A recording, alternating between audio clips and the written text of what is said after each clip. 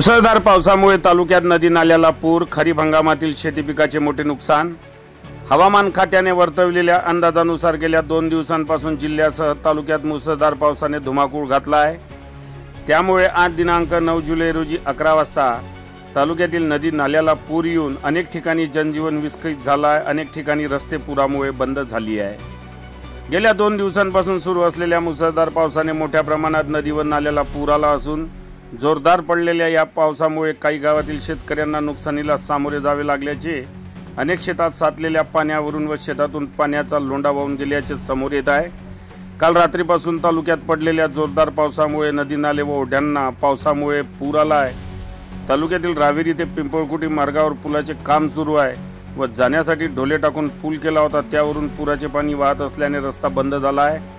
कोपरी गावातील देवघराजवळ असलेल्या नाल्याला पूर येऊन शेती पिकाचे मोठे नुकसान झाले आहे।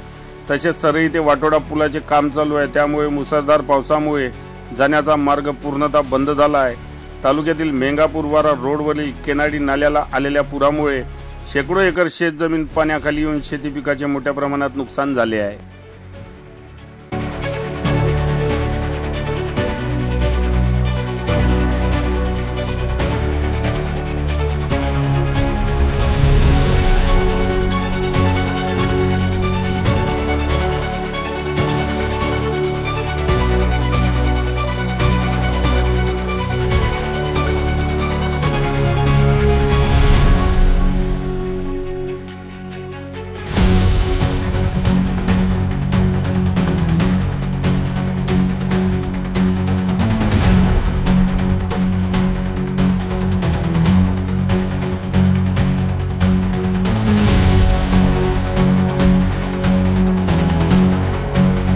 बातम्यांशी अपडेट राहण्याकरिता आजच आमच्या चॅनलला सबस्क्राइब करा आणि बेल आयकॉनवर क्लिक करा।